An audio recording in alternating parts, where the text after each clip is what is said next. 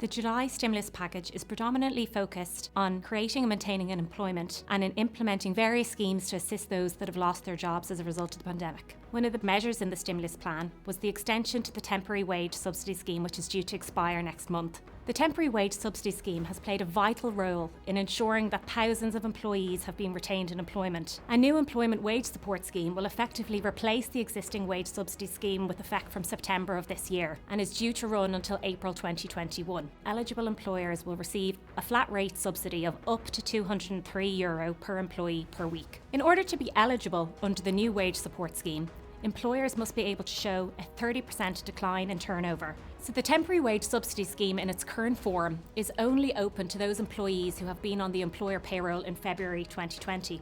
In a welcomed move, the government has now confirmed that those seasonal workers or newly hired employees can now avail of the scheme. This is likely to be of particular interest to perhaps those businesses in the hospitality sector who may have been either closed in February or operating at a reduced capacity. This will provide employers with a significant amount of reassurance and comfort as we head into the months ahead. Under the July stimulus package, the pandemic unemployment payment will be extended to 1 April 2021. This benefit, which is currently payable at either €203 or €350 per week, will be reduced on a gradual basis between now and April.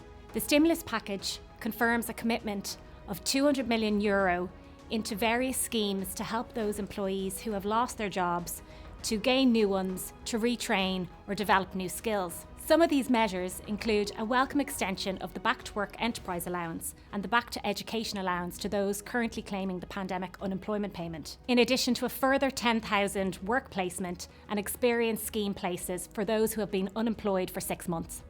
The government reiterated in the stimulus package that it would shortly issue legislation to formally provide for the warehousing, PAYE and debt liability scheme that was announced back in May. This scheme allows affected businesses to defer their VAT and PAYE liabilities in part or in full up until 12 months from when normal trading resumes without any interest and penalties. There has been some uncertainty to date around what is meant by normal trading, so we welcome the legislation which will hopefully provide some clarity in this area for businesses.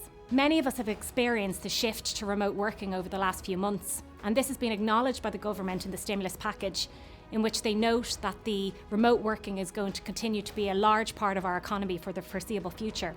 What is needed now is a focus on what is required to ensure that we have an employment tax system that is fit for purpose. The payment of employee expenses and benefits hinges largely on this concept of normal place of work, which to date has predominantly been the employer premises. As more and more of us work now remotely, we would very much welcome updated guidance from Revenue in this area.